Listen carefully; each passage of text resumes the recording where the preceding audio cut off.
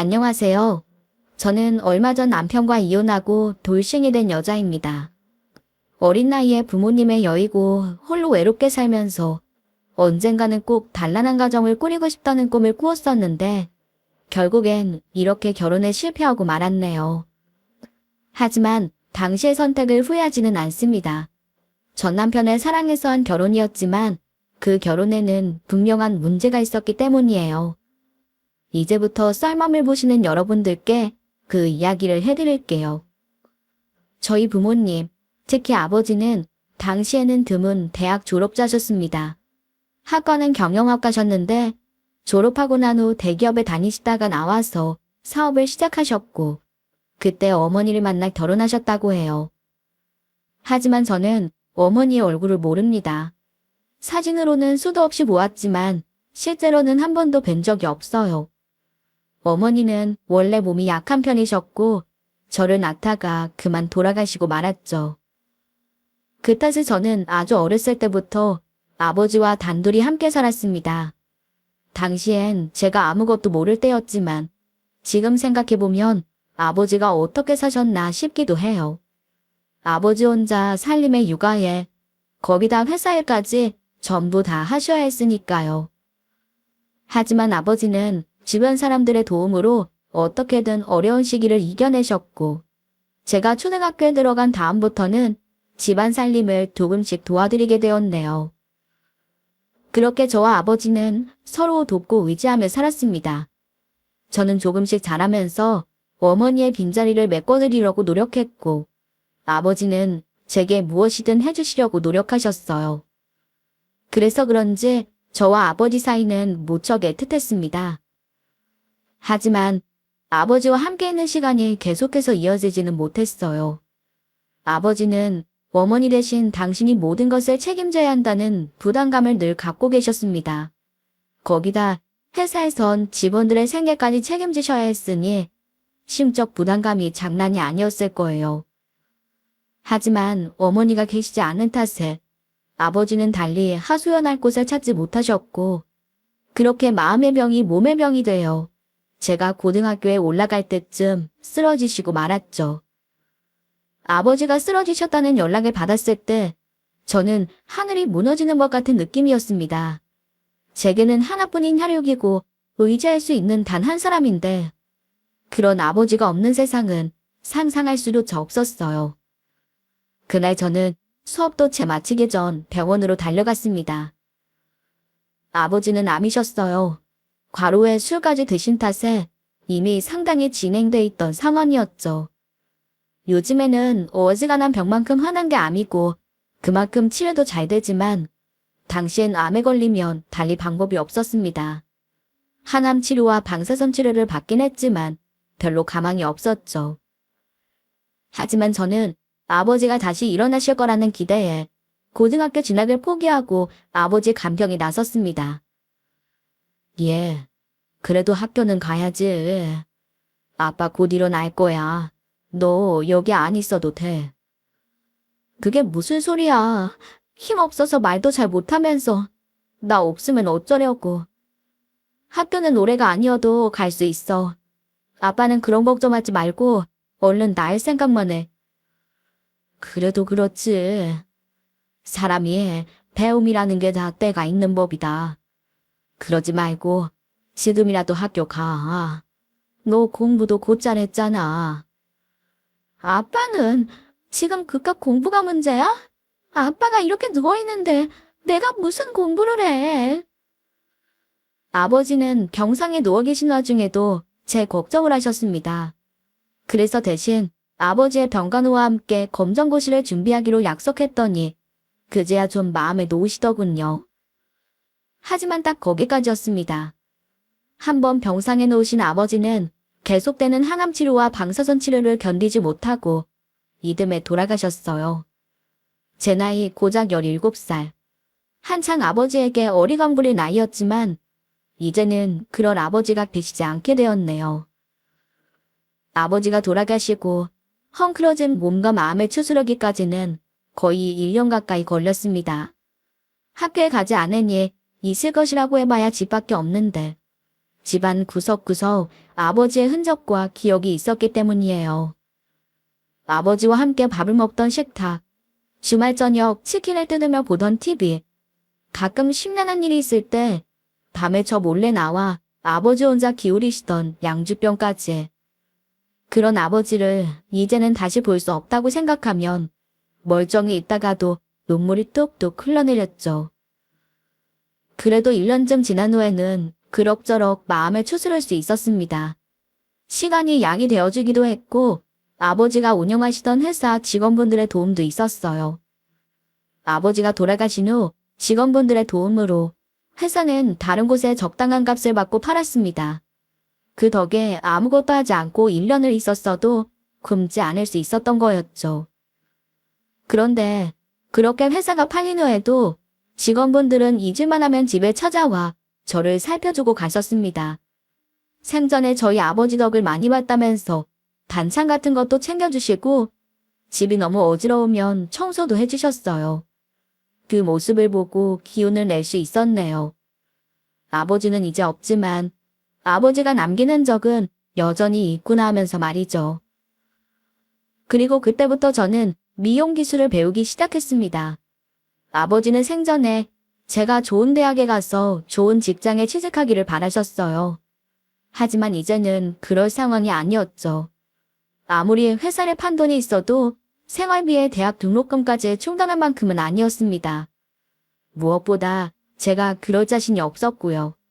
그래서 미용을 배우게 되었죠. 물론 그것도 생각만큼 쉽지는 않았습니다. 학원에도 다니고 혼자 집에서 연습도 했지만 생각처럼 팍팍 늘지는 않더라고요. 다른 일은 하나도 하지 않고 오로지 자격증 시험만 준비했는데도 꼬박 2년이 걸렸습니다. 그래도 그 덕분에 25살 때는 처음으로 제 이름이 걸린 미용실을 차리게 되었네요. 미용실은 제법 잘 되는 편이었습니다. 생각보다 자리도 금방 잡을 수 있었고요. 그래서 바로 다음에 한 일이 검정고시였습니다. 이제 와서 고졸학력이 무슨 의미가 있겠냐 싶다가도 돌아가신 아버지를 생각하면 최소한 그 정도는 하는 게 맞을 것 같았거든요. 요즘 세상에 중졸학력이라는 것도 좀 그랬고요. 그래서 검정고시도 그때 통과했죠. 그렇게 저는 점점 돌아가신 아버지의 빈자리를 메워갔습니다. 그러다 우연한 계기로 로스쿨에 다니는 남자와 사랑에 빠지게 되었고 남자친구가 로펌에 들어가면서 결혼까지 하게 되었네요. 당시 시댁은 집안 전체가 다 그렇다고까지는 못하겠지만 나름대로는 법조인 집안이었어요. 시아버님부터가 이미 꽤 오랫동안 검사 생활을 하시다가 자기 이름을 건 변호사 사무실을 차려 자리를 잡은 상태셨습니다. 그에 따라 남편도 같은 길을 걷기 위해 로스쿨에 들어갔던 거였고 결국엔 로펌까지 들어가게 된 것이었습니다. 반면에 저는 부모님도 안 계시고 직업도 미용사라 결혼하기 전 집안에서 걱정이 많았습니다. 아무리 사랑으로 하는 결혼이라지만 집안이 기울어도 그렇게 기울면 나중엔 반드시 문제가 된다는 것이었어요. 사실 듣고 보면 일리가 있는 말이었습니다. 하지만 남편과 시댁 식구들의 반응은 사람들이 예상했던 것과는 완전히 달랐네요. 일단 시어머님부터 저희의 결혼을 지지하셨어요. 아유, 우리도 그냥저냥 먹고 살 뿐이지 금수저 지어주고 키운 게 아닌데 고하면 어떻고 아니면 또 어떻다니? 너희 둘 다 각자 제 밥벌이하고 앞길 찾아서 잘 살면 그만이지. 그런 거 신경 쓸 것 없다. 거기다가 차라리 아무것도 없이 맨몸으로 팔자고 치려고 하는 애들보다 지 살 길 딱 찾아놓고 오는 네가 몇 배는 더 낫지.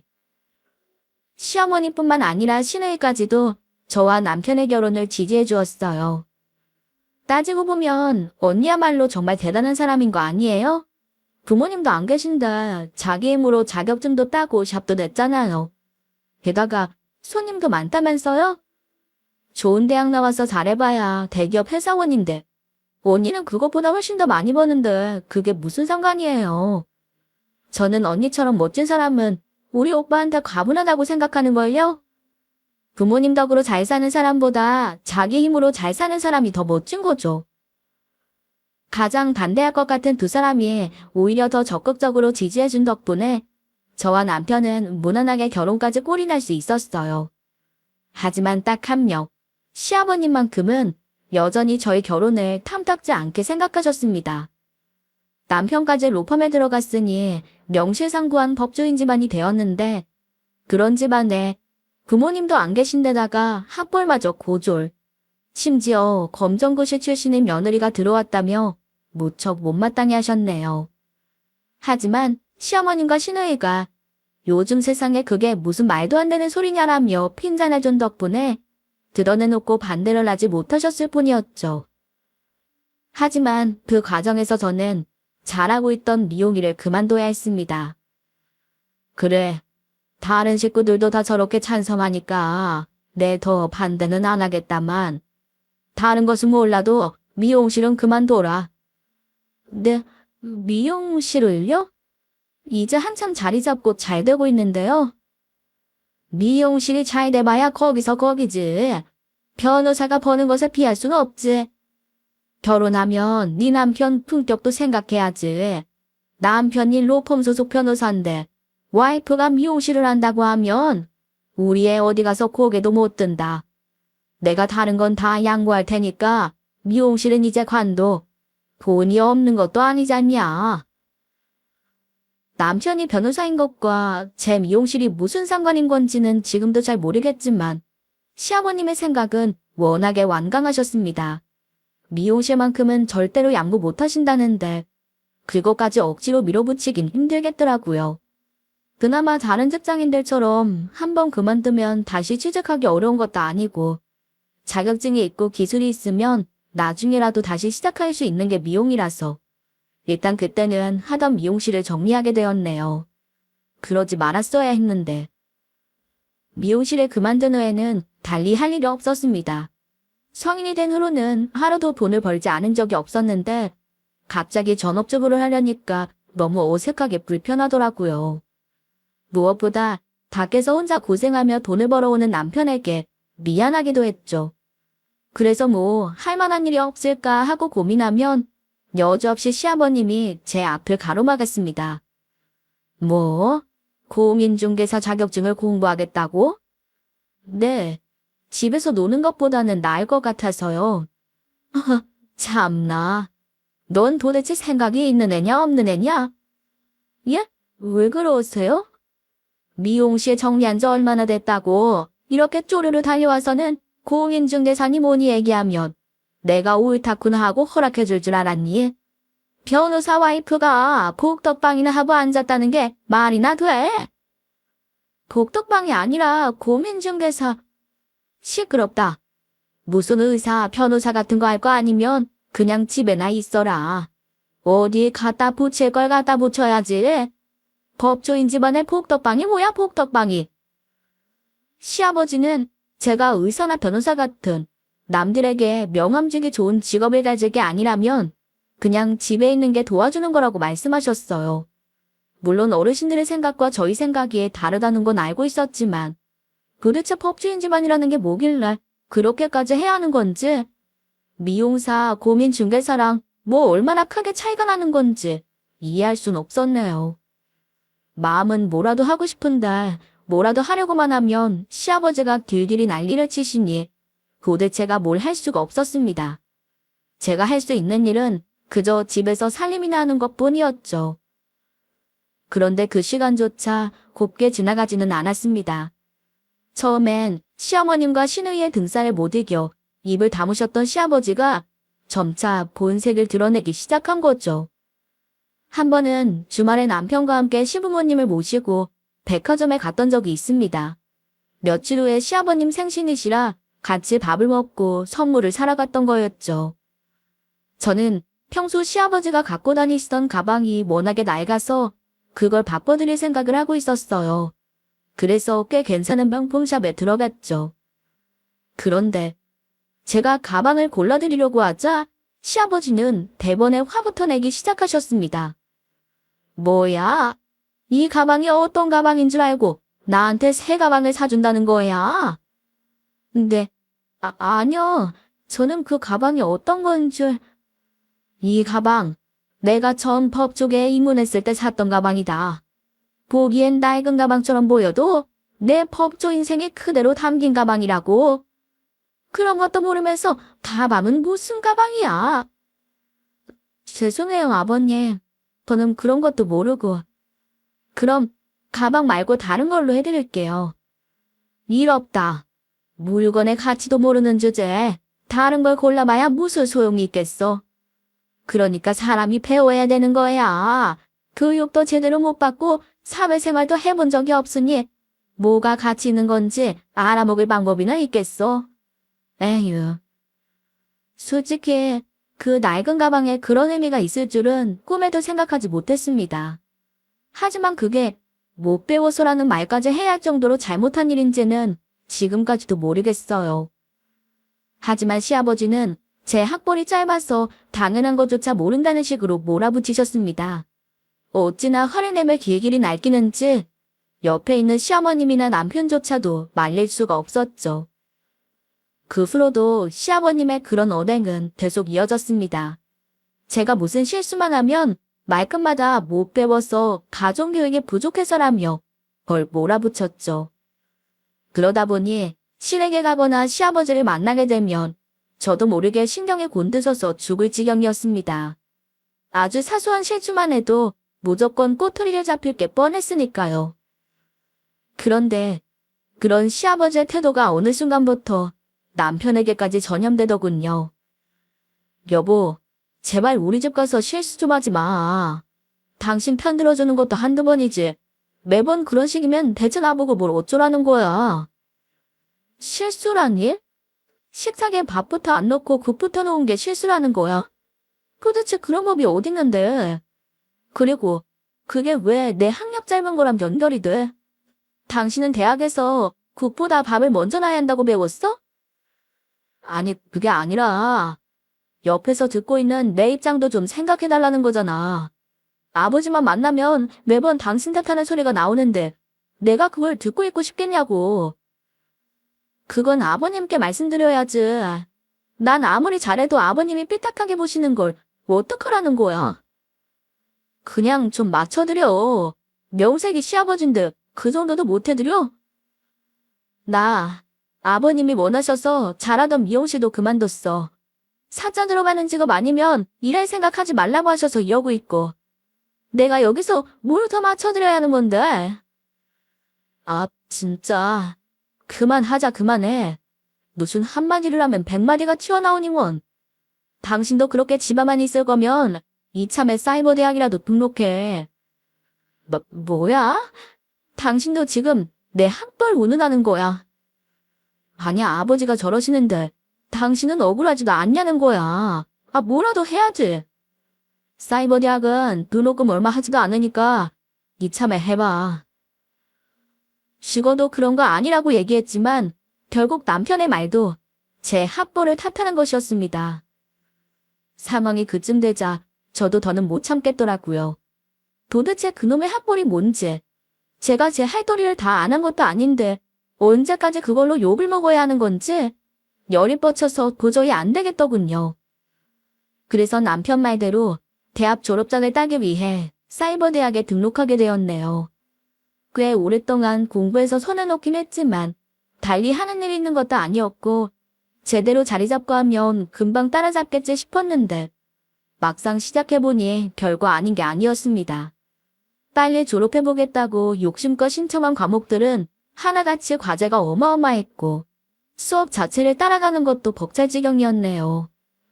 사실 이미 미용사라는 직업으로 돈도 벌어봤고 달리 하고 싶은 일이 있었던 것도 아니라서 학위 자체에는 별로 관심이 없었어요. 하지만 그걸로 시아버지의 등살에서 벗어날 수 있다고 생각하면 어떻게든 해내야만 했네요. 그런데 그것조차 시아버지의 방해를 받게 될 거라고는 생각도 못했습니다. 어떻게 알았는지 시댁에서 제가 사이버 대학에 다니기 시작했다는 걸 알게 된 거죠. 뭐 그래봐야 남편을 통해서 알려진 게 뻔했지만 그때는 그게 무슨 상관일까 싶어서 별말은 안 했습니다. 그런데 그때부터 시아버지의 심부름꾼 놀이가 시작되었어요. 말씀드렸다시피 시아버지는 자기 이름을 건 변호사 사무소를 운영하고 있었습니다. 무슨 대형 로펌처럼 담당하는 재판이 많은 것은 아니었지만 오래되기도 했고 법조계에 쌓은 인맥도 많아서 꽤 괜찮게 되는 편이었어요. 그렇다고 다른 변호사를 들이거나 한 건 아니었고 오로지 시아버지 혼자서 사무장 몇 명과 함께 운영하는 곳이었습니다. 바쁘지는 않지만 그렇다고 손이 모자란 것도 아니었죠. 그런데 시아버지는 제가 사이버대학에 다니기 시작할 무렵부터 갑자기 불쑥불쑥 전화를 걸어 제게 심부름을 시키기 시작했습니다. 예, 너 지금 어디냐? 집이죠. 아버님, 이 시간엔 무슨 일이세요? 마침 잘 됐구나. 너 어차피 지금 달리 할 일 없지? 너 잠깐 법원에 좀 다녀와야겠다. 네? 법원이요? 그래. 오늘까지 급하게 내야 할 서류가 있는데 지금 사무실 사람들이 다 바빠서 도저히 안 되겠다. 제출 마감 시간까지 촉박하니까 딴 길로 새지 말고 곧장 여기로 오느라. 아니, 거도 하는 일이 있는데 이렇게 갑자기. 집에서 노는 애가 뭐 하는 일이 있다고. 지금 시험이 일이 급하지 너 하는 일이 급해. 못 배웠다고 뭐가 더 중요한지 판단도 안 되는 거야. 오라면 당장 와. 길길이 역정을 내니 어쩔 수 없이 부랴부랴 챙겨서 사무소에 가보면 직원들은 죄다 자리에 앉아 있습니다. 심지어 남자분 한 명은 인터넷으로 기사를 검색하고 있었어요. 그런데도 시아버지는 굳이 집에 있는 저를 불러다 심부름을 시키셨습니다. 여기 있다. 이거 가지고 법원에 제출하거라. 아버님, 직원들 다 바쁘다고 하지 않으셨어요? 그렇게 바빠 보이지는 않는데. 저 사람들이 노는 것처럼 보여도 다 일하는 거야. 대학도 안 나온 네가 뭘 한다고 그런 소리질거려.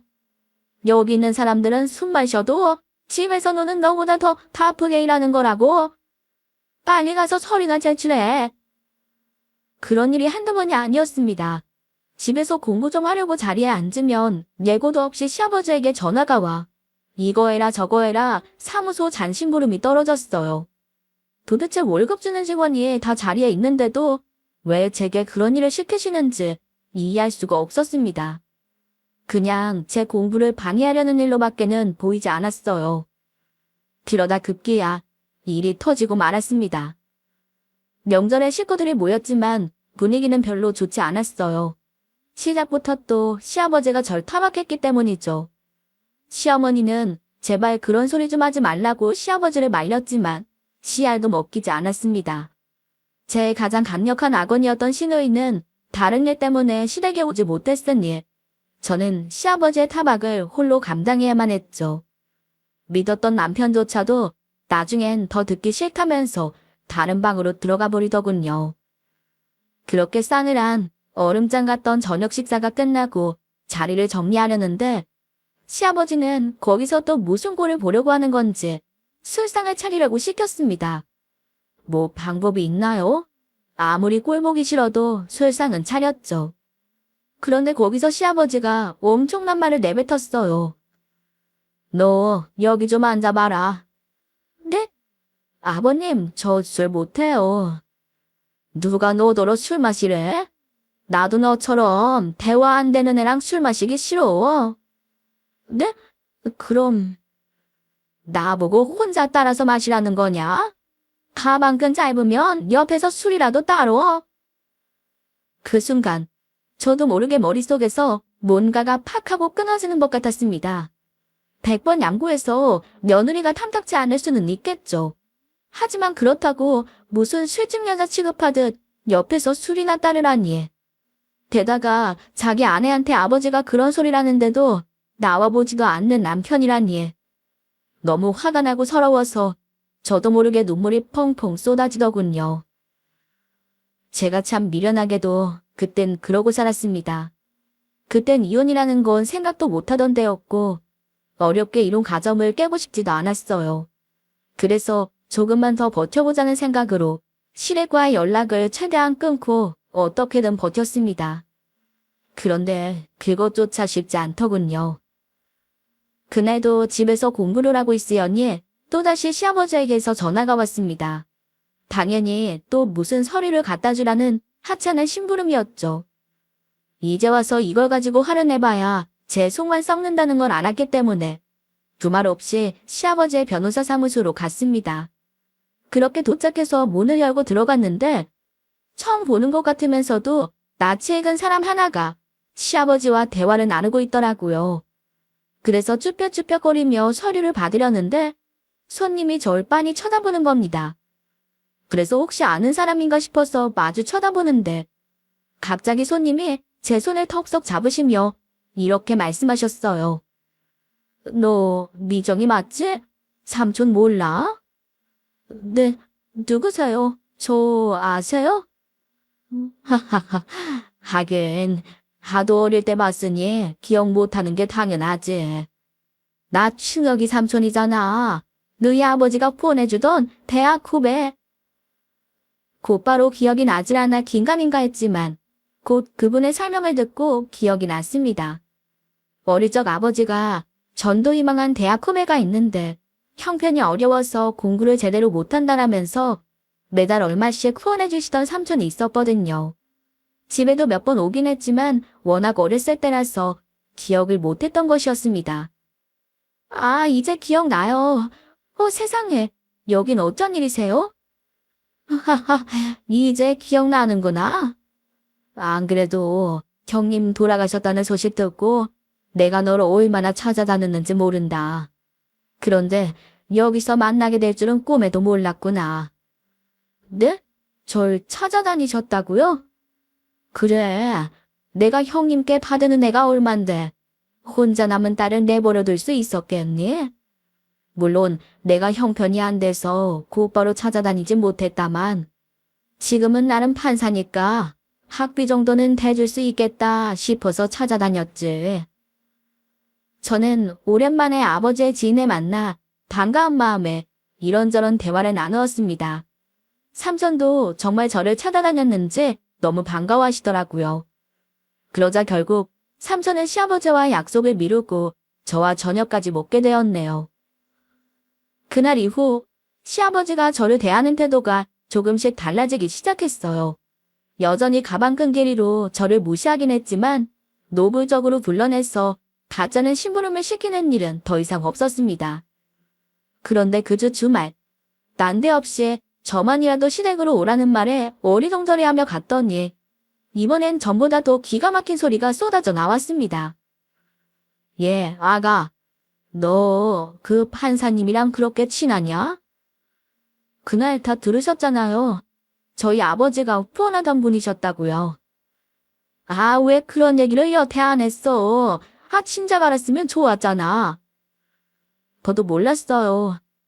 그런데 갑자기 삼촌 얘기는 왜 모르세요?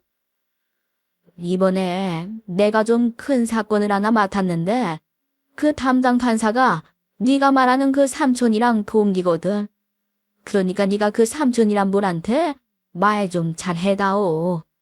이거 우리 사무소에 아주 중요한 사건이야. 말도 안 되는 소리였습니다. 애초에 시아버지 일은 도와주고 싶지도 않았지만 설령 그러고 싶었다고 해도 10년 만에 만난 분께 갑자기 연락해서 청탁을 넣는 건 하고 싶지 않았어요. 그걸 들어줄 분도 아니었고요. 그래서 단칼에 거절했죠. 아버님, 저 청탁 넣을 만큼 삼촌이랑 각별한 사이 아니에요. 돌아가신 아버지 덕분에 알게 된 분이지 저랑은 아무 상관도 없다고요. 왜 상관이 없어? 그게 다 사회생활이고 인맥이라는 거지. 아버님이 어떻게 말씀하셔도 저는 못해요. 그러니까 그 일은 그냥 잊으세요. 괜히 알아보겠다 어쩐다 이야기하면 쓸데없는 희망을 가질 것 같아 그 자리에서 단칼에 안 된다고 단란했습니다. 하지만 시아버지는 도저히 미련을 버리지 못했어요. 그럴 시간은 재판 준비나 더 하는 편이 낫지 않을까 싶을 만큼 집요했죠. 나중엔 남편까지 나서서 청탁을 넣어보라며 절 닥달하더군요. 그때쯤 되자 남편조차도 있는 정 없는 정 다 떨어졌습니다. 안 그래도 어려운 일 생기면 연락하라고 하신 삼촌이었는데 일이 그렇게 되자 도저히 못 참겠더군요. 그래서 삼촌에게 연락해서 시아버지와 남편이 제게 한 일을 전부 다 털어놓았습니다. 학벌로 무시한 일이며 되지도 않는 심부름으로 공부를 방해한 일, 거기다 사건 청탁에 넣은 일까지 전부 이야기했어요. 삼촌은 정말 자기 일처럼 화를 내시더군요. 그러더니 뭔가 결심하셨는지 제게 말씀하셨습니다. 그래서 그 결혼 생활 계속 유지할 생각이니? 아니요. 제가 능력이 없는 것도 아니고 계속 이런 취급받으면서 살 이유 없어요. 그래, 잘 생각했다. 네 생각이 그렇다면 나머진 내가 알아서 아마. 어쩌시려고요? 그건 나한테 맡기고 일단 넌 내가 소개해주는 변호사님부터 만나거라. 선배 판사님이신데 이혼 쪽에선 적수가 없는 분이시니까 잘 처리해 주실 거다. 삼촌에게 털어놓기 전에는 그저 화나고 분한 마음이었는데 입으로 말하고 나니까 그제야 제가 뭘 원했는지 알겠더군요. 저는 그런 취급을 받을 이유가 없었고 그런 결혼 생활을 더 유지해야 할 이유도 없었습니다. 그래서 바로 다음날 삼촌이 소개해준 변호사를 만났고 이혼 소송은 일사천리로 진행되었어요. 요즘은 통화가 자동으로 녹음되잖아요. 그간 시아버지가 제게 전화를 걸어 코번을 쏟아내고 쓸데없는 심부름을 시켰던 게 전부 증거가 되었고 남편의 무관심도 제가 소송에서 승리하는데 결정적인 역할을 했습니다. 그렇게 저는 재산분할과 함께 위자료까지 제법 넉넉하게 받아내고 드디어 지긋지긋한 결혼 생활을 끝내게 되었네요. 저는 이혼하자마자 곧바로 다시 미용실을 차렸습니다. 오랜만에 잡은 가이였지만 실력이 어디 가진 않더라고요. 이름을 알리는데 시간이 좀 걸렸지만 그래도 점차 단골이 생기면서 자리를 잡아갔고 저는 다시 온전한 제 삶을 살아갈 수 있게 되었어요. 하지만 전 시댁은 그렇지 못했습니다. 일단 전 시부의 변호사 사무소는 회복이 불가능할 정도로 일감이 끊겨버렸어요. 저를 통해 사건 청탁을 넣으려던 것이 삼촌을 통해 알려지면서 전 시부의 사무소에 알게 모르게 불이익이 가해졌거든요. 때문에 전 시부가 판사들의 눈밖에 났다는 소문이 퍼지면서 시부에게 사건을 맡기는 사람이 사라져버린 겁니다. 누가 그런 변호사에게 사건을 맡기고 싶겠어요. 또 망가진 건 전 남편도 마찬가지였습니다. 거기엔 전 시부보다 더 빨리 소문이 나서 거의 빛의 속도로 로펌에서 잘린 것 같더군요. 저 같아도 판사에게 밉보인 변호사를 쓰고 싶을 것 같진 않으니 당연하다면 당연한 일이었죠. 그런데 또 눈치 없는 전 남편은 거기서 또 시부의 사무소에 불붙었고 그 상황에서 새로운 사건이 끊기면서 졸제 부자가 모두 길바닥에 나앉는 신세가 되고 만 것이었습니다. 물론 그때까지 벌어놓은 돈이 있을 테니 당장 굶어 죽지 않겠지만 그런 평판을 달고 두 사람이 그 잘난 법조계에서 살아남을 수 있을지는 또 의문이네요. 그렇게 지긋지긋한 시댁, 전 남편과 헤어진 후 저는 잠시 휴학 상태로 해두었던 사이버 대학에 다시 다니기 시작했습니다. 여전히 그게 제 약점이라고 생각하지는 않지만 공부도 해보니까 제법 재밌더라고요. 미용실은 여전히 잘 되고 있지만 대학 졸업장 하나쯤 있는 것도 나쁘지는 않을 것 같았고요. 옆에서 저를 지켜봐 주시는 삼촌도 이런 제 앞날을 응원해주고 계시네요. 이대로라면 내년쯤에는 졸업장을 받을 수 있을 것 같아요. 그때쯤 되면 저도 내실은 없으면서 학벌로 사람 무시하는 전 시부의 그늘에서 완전히 벗어나겠죠. 지금까지 제 이야기 들어주셔서 정말 감사합니다.